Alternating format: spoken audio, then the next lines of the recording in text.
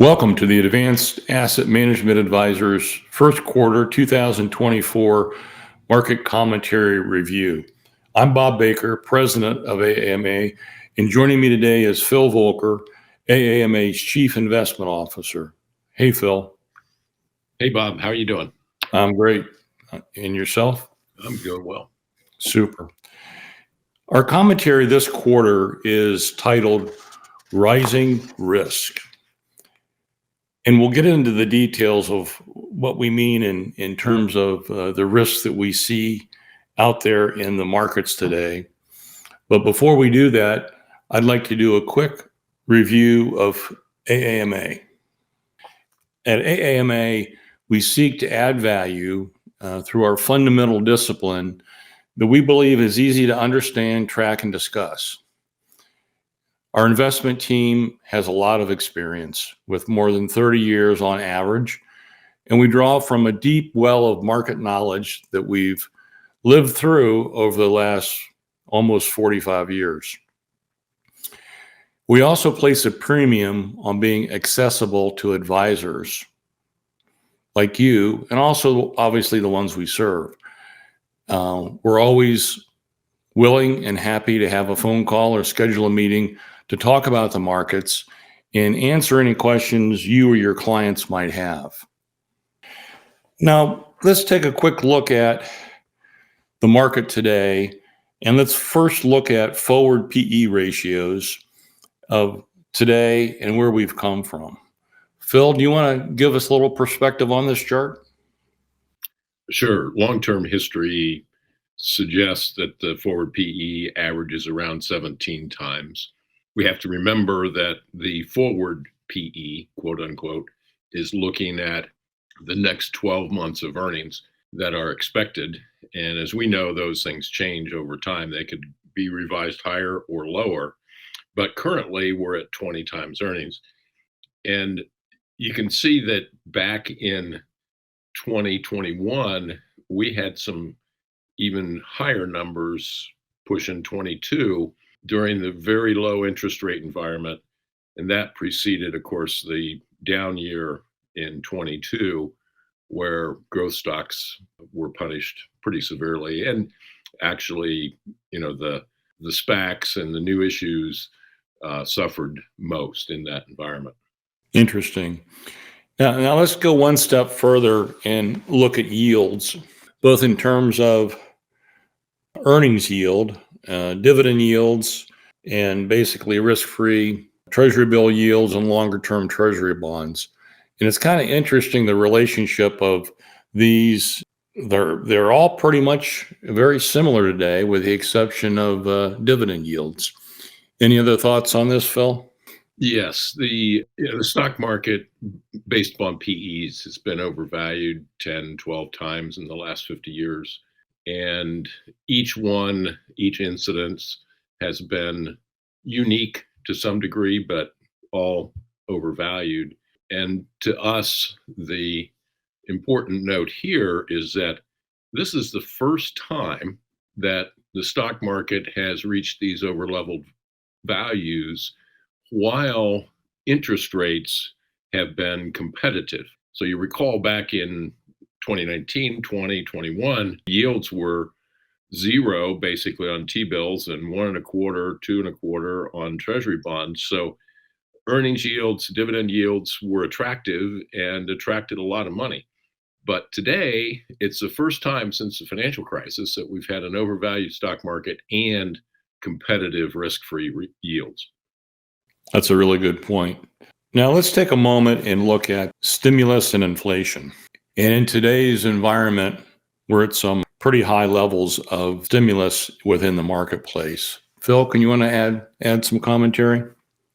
Sure. Looking first at inflation, we're looking at the Fed's favorite measure, at least it has been and will be probably unless they change it, but core PCE, services ex housing. So some people call it super core. We saw the rapid increase in 2020, 21. We've been talking about inflation for several years as a risk, and the Fed was late attacking inflation raising interest rates, reducing their balance sheet. But nevertheless, they've raised rates, and inflation started coming down last year. But in the last 6 months, it's actually picked up, so that currently the 6 month moving average of the monthly postings is 3.76, where it had gotten down to almost 2.5 last summer. So this is one of the reasons that we've been consistently disagreeing with the markets, I guess is a good way to put it. The Fed has been predicting or forecasting, I guess, 3 interest rate cuts. And in January, the market had priced in 6 cuts. As of today, the market has priced in 3 and is now leaning towards 2. So like 60 basis points for the rest of the year. It's been an event that's happened several times over the last couple of years. Everybody in the marketplace has predicted a Fed pivot to lower rates, but this kind of rebound inflation, we think, forestalls that pivot again. So the economy has defied every single recession indicator known to man since the Fed started raising rates, and that was March of 22. So GDP is ranged between 2% and close to 5% since they started raising rates. We think there are 2 major factors in that. One of them is the fact that government outlays continue to run relatively high. Last fiscal year ended September 30. Fiscal outlays by the federal government were at 22% of GDP. That number is above the post-war average of 19%. So 3% of GDP right now is about $680 billion of excess, quote, stimulus above what's normal. The other factor is that financial conditions are not really tight. The Federal Reserve tells us that their policy, they view it as restrictive. And they view it as restrictive because their interest rate target is above the inflation rate. But measurements of financial conditions that are based upon market indices, and there's a lot of these, but corporate bond spreads, stock prices, a lot of inputs into some very broad-based financial conditions. You can look at the Chicago Fed, for example. It's not tight. In fact, it's relatively easy. So the financial market conditions are not tight. The Fed thinks they are, but that's because they're only looking at one little factor. So as we get into corporate earnings, it's one thing that doesn't get highlighted that much in the financial media. The fact that earnings have actually been lower for a couple of years versus the prior peak in quarterly operating earnings, which occurred in the fourth quarter of 21. So the last 4 quarters have all been below that peak, 5 to 7% lower. And in fact, the first quarter of this year will be slightly below that peak earnings. And like I said, you just don't hear financial commentators saying, oh, corporate earnings are down versus their peak, which was now 3 years or 2.5 years ago. But as always, estimates are somewhat optimistic for earnings to grow from here. Second quarter as a new high, and then 10 to 15% higher than that old high watermark as we progress through this year. Again, those are all forecasts. They're subject to change, sometimes higher, sometimes lower, but the optimism is still there. Interesting. Let's take a moment and talk about soft landings and the false dichotomy of a potential soft landing. Sure. Soft landing, I'm guessing if somebody Googled or did an internet search for the occurrence of the term soft landing, we'd see a spike in that over the last year and a half, because number one, everybody was expecting a recession, first of all. And number two, they were speculating that the Fed was going to be able to engineer a, quote, soft landing, meaning that the economy was going to come down slow and soft, have a nice soft landing. So if you look at the definition of a landing, first of all, it means that something's coming down back to earth, be it an airplane or an athlete or whatever. But the soft landing has developed two criteria. One is that the economy will not experience a severe recession. It will have a gradual soft slowing and then take off again, all the time while inflation improves.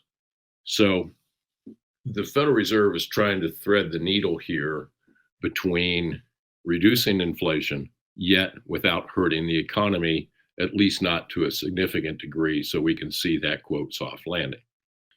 So, one of the things that may be missing here is that it's going to take an unknown amount of time, because we've never done it before, and that is to unwind 14 years of accommodative monetary policy.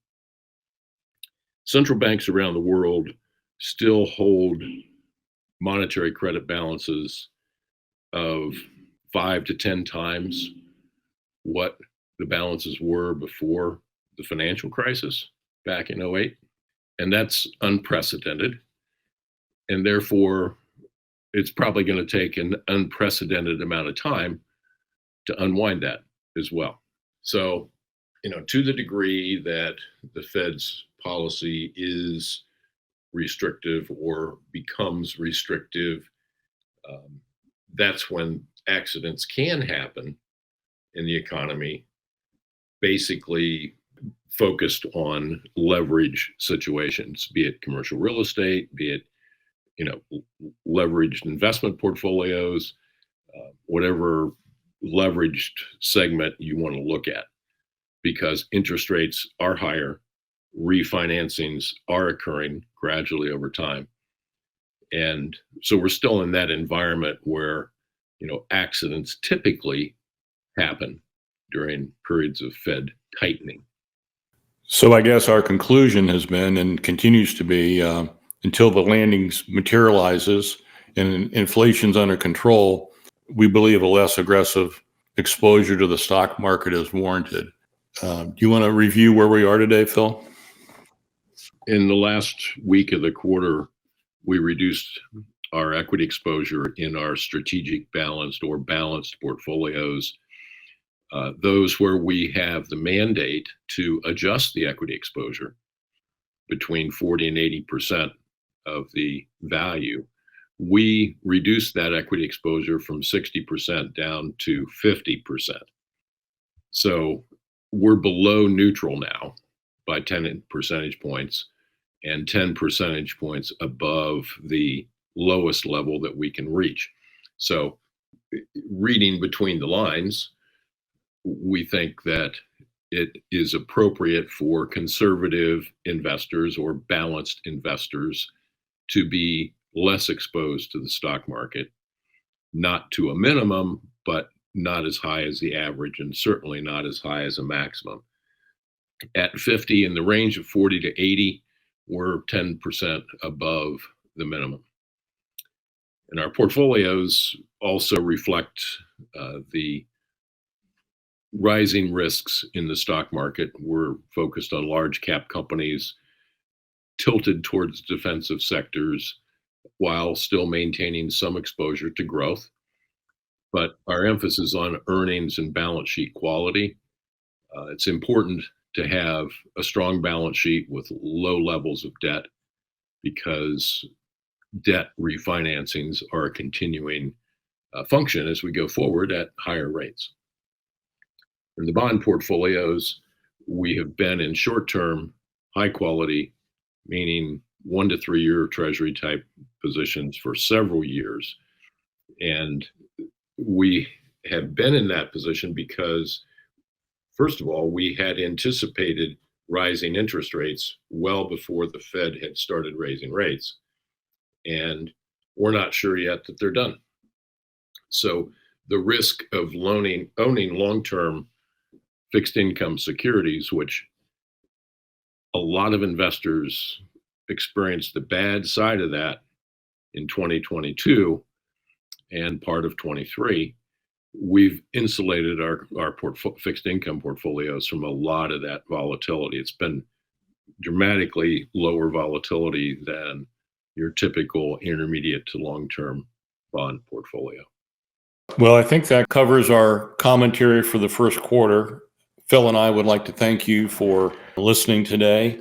And if you would like to discuss the markets or our portfolios in greater detail, please give us a call, email us, or you can scan the QR code here and schedule a time for a discussion.